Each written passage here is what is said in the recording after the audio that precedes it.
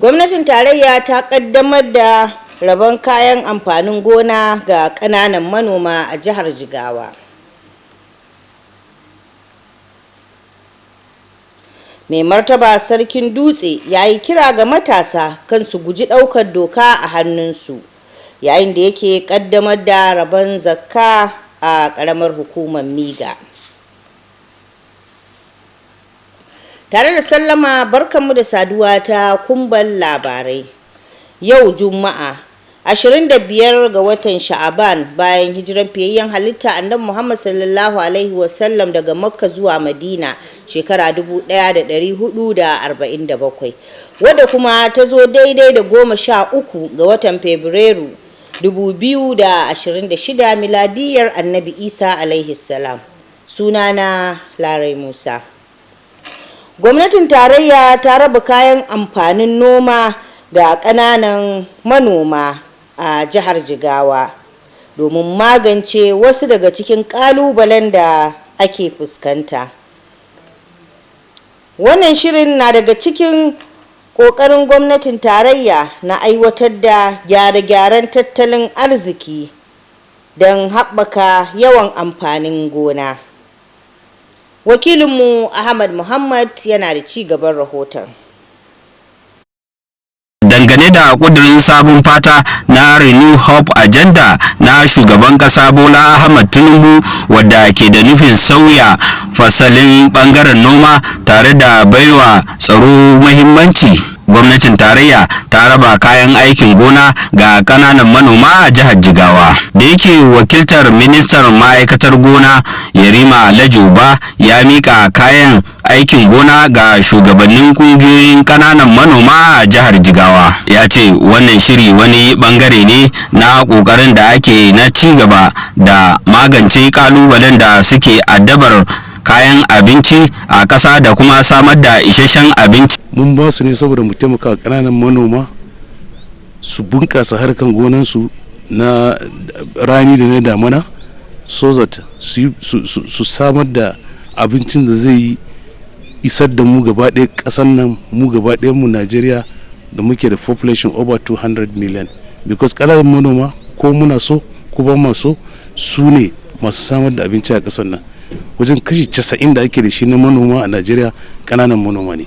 Da yake jawabi a wajen taron, wakilin kwamishinar ma'aikatar gona da albarkatun ƙasa na jihar Jigawa, injiniya Bashir Musa, ya yaba gwamnatin tarayya a bisa tallafawa ƙananan manoma.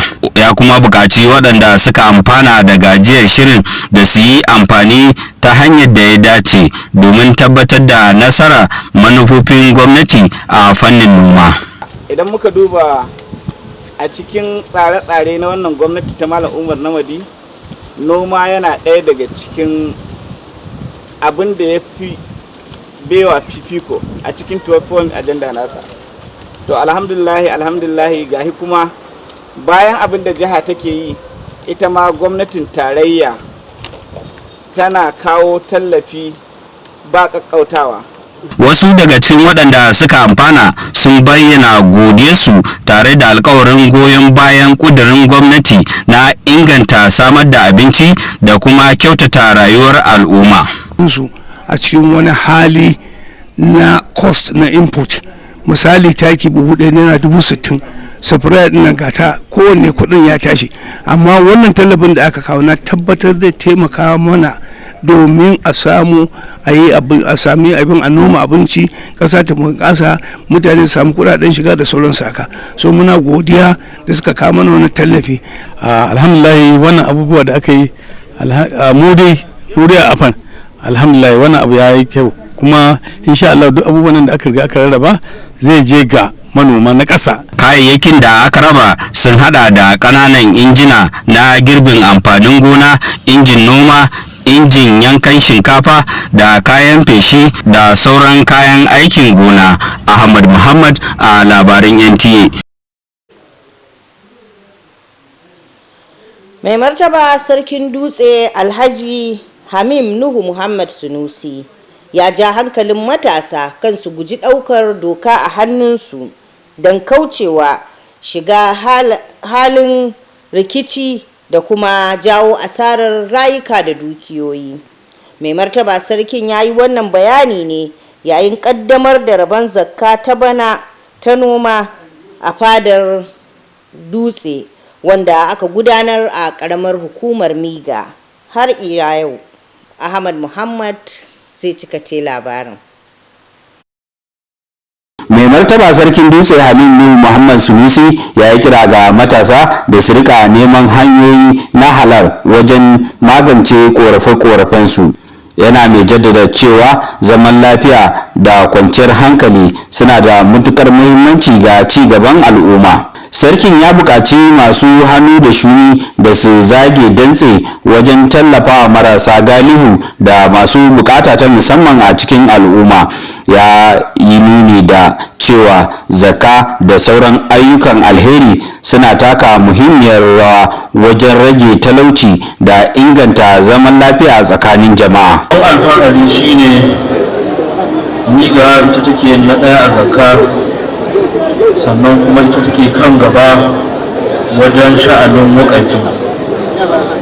Wannan abu ne da ya kamata al'umma ku alfahari da shi,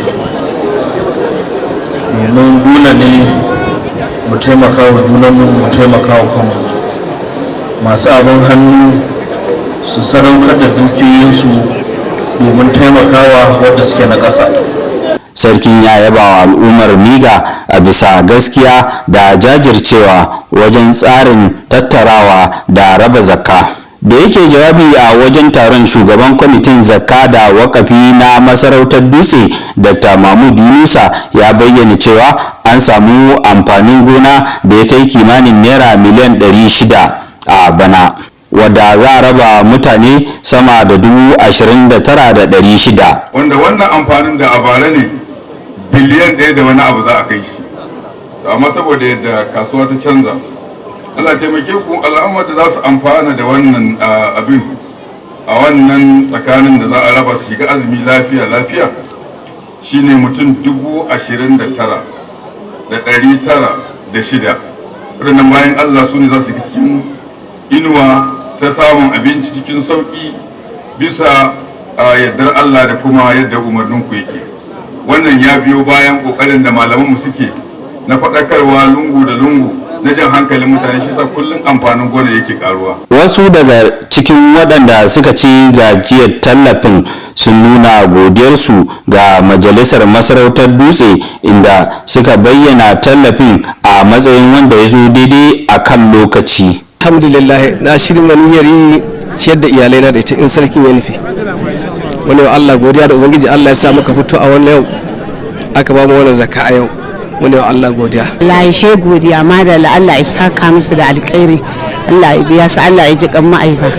Daga cikin abubuwan da suka ɗau hankalin mahalasta taron har da hakiman da suka yi fice wajen tattara zakka tare da yin addu'ar samun damina mai albarka. Ƙaramar hukumar Miga ce ta zamanto ta farko a tattara zakka, sai Fagam a matsayi na biyu, sannan Aujara ta biyo baya. Ahmad Muhammad a labaran NTA. To, daga rabon zakka sai bangaren wasanni. Wasan Fives yana ci gaba da samun karbuwa a Najeriya.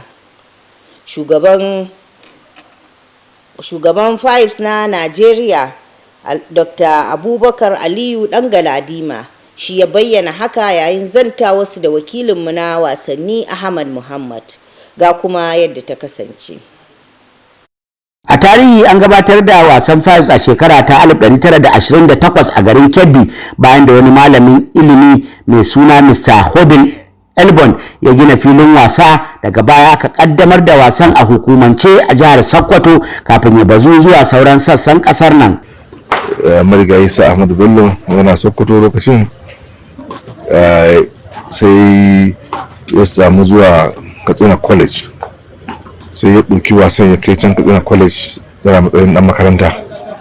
Daga bisani Allah ɗauka shi har ya zama firimiya na Northern Nigeria, sai ya sa gina gidajen Fives su wanda kake gani bayana yanzu. Kuma bayan haka wasu manyan mutane da yawa suka sa ake gina gidajen Fives a Lagos, kuma da kasashen arewa duka kusan su haɗeja su Suleja, Kano, Daura. Shugaban kungiyar ya bayyana cewar gasar ƙasa ta baya nan ta gudana ne a Abuja, inda jihar Kebbi ta zama zakaran gaba daya. Ya sanar da cewa gasar gaba, wato karo na 24 na gasar ƙasa ta Sardauna, za a gudanar da ita ne a jihar Katsina tsakanin watan Agusta da Satumba. Haka kuma ya bayyana cewar gasar Unity Cup za a karbi bakunci a karon farko a jihar Jigawa a watan Disamba na shekarar 2026. Saboda a rike wasan, shugabanci na wancan lokaci suka yi tsaye a ƙarƙashin ƙungiyar Fire Association of Nigeria, suna yin wasa shekara-shekara saboda suna da Sardauna don ya bada kofi wanda ake gasa ana ci. Daga bisani abin ya bunƙasa, wasar ta yi girma sosai, sai ya zama federation kamar irin Football Federation, Basketball Federation, Hockey Federation. Yanzu kowace ƙasa, kowane zone guda 6 na Najeriya suna da wakilci a cikin board na Fire Federation of Nigeria. Dr. Aliyu Abubakar ya yi kira ga kamfanonin masu zaman kansu, masu zuba jari da sauran masu ruwa da tsaki da su tallafawa bunƙasar wasan fives, yana mai jaddada muhimmancinsa wajen ƙarfafa haɗin kai, inganta lafiya da samar da ayyukan yi musamman ga matasa. Yiwuwar bunƙasar wasan na da yawa, tare da damar samun tallafin kuɗin gina kayayyakin more rayuwa da kuma bunƙasa wasan daga tushe. Awwal Muhammad Kazaure a labaran NTA. To, a gaida Awwal. Nan kuma muka kawo ƙarshen labaran namu, sai mu dakaci Awwal Muhammad Kazaure ɗauke da labaran cikin harshen Turanci. Mu kasance tare da ku gobe idan Allah ya kai mu a cikin bitan labaran mako. Mu kwana lafiya, Allah ya ba mu alherinsa. Wata mai tsarki na Ramadana ya sake dawowa. Wata na biyayya ga Allah, wata na rabo da kyautatawa jama'a tare da kulawa da mabukata, kuma mafi muhimmancin wata ne na yin alkhairai ga kowa. Ku raba daɗin ɗanɗanon madaran pink da 'yan uwa da abokanai na kusa da nesa. Ramadan Karim. Pink, reach for your peak.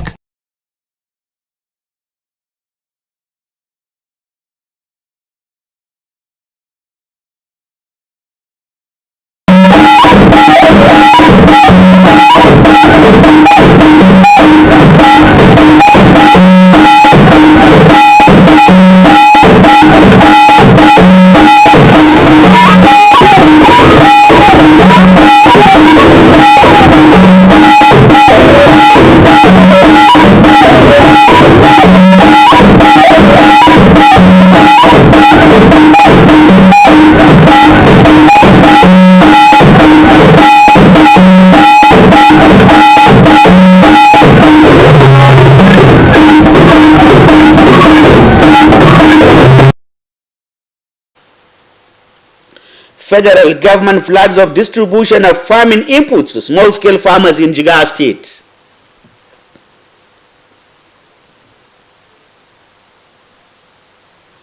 Emir of Dutse calls on youths to refrain from taking laws into their hand as he launches zakat distribution in Miga local government.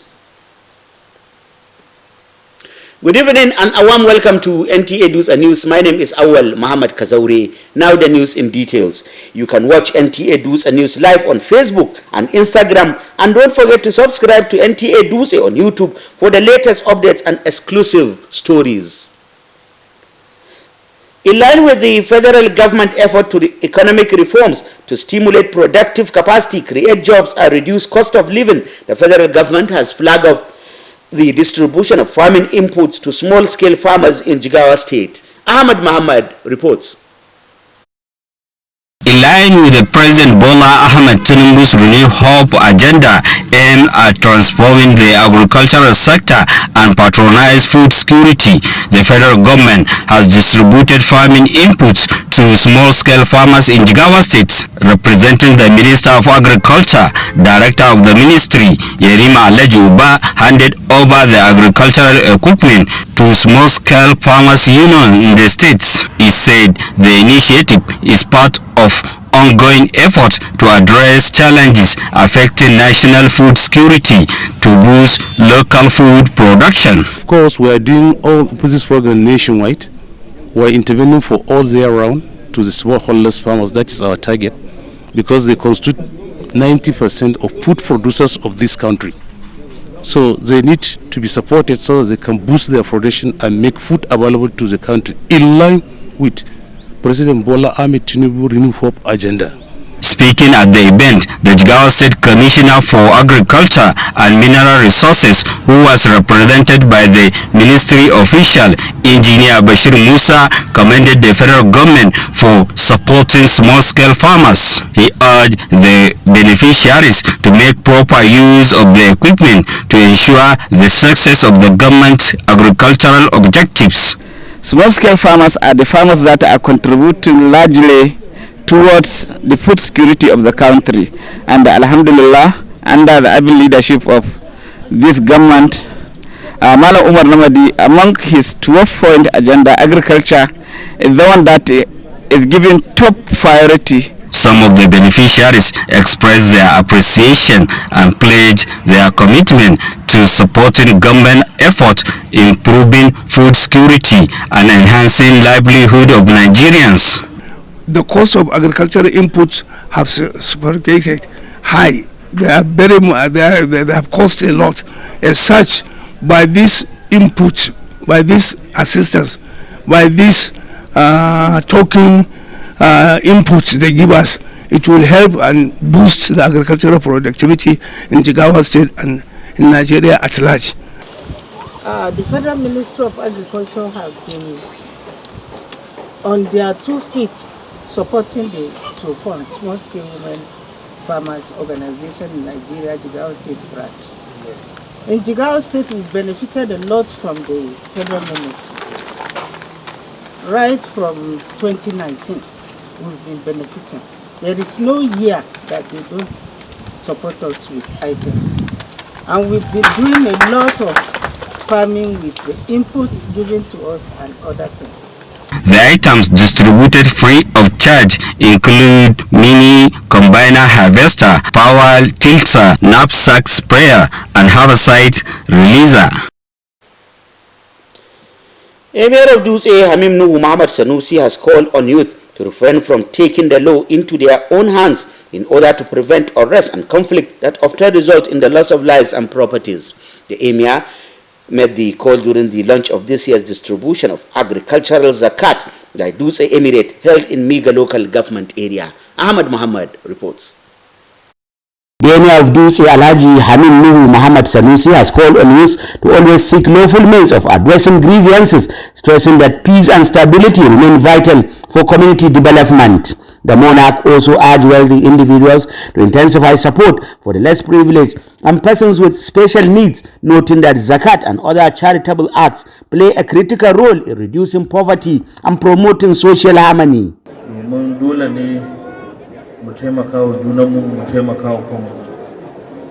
We must help one another. The wealthy should help those who are less privileged in the society. The Emir commended residents of Miga for their transparency and commitment in the collection and distribution process. Speaking at the event, Chairman of Dutse Emirate Zakat and Waqf Committee, Dr. Mahmoud Yunusa, disclosed that agricultural produce worth about 600 million naira was realized this year, with over 29,600 beneficiaries expected to receive support. This development followed awareness campaign carried out by Islamic scholars in every nook and cranny of Jigawa State. Some beneficiaries expressed appreciation to the Emirate Council, describing the intervention as timely. Highlight of the event included the recognition of district heads with outstanding zakat collections and praise for a successful rainy season. Miga local government emerged first in zakat collection, followed by Fagam and Yayari. In Dutse, Awal Muhammad Kazaure, NTA News. And now sports. The game of fives is gaining increasing recognition across Nigeria, according to the president of the Nigerian Fives Association, Dr. Aliyu Abubakar. He made this known during an interview with our correspondent, Ahmad Muhammad, at the Fives Court in Kaduna. The report is presented from our studios.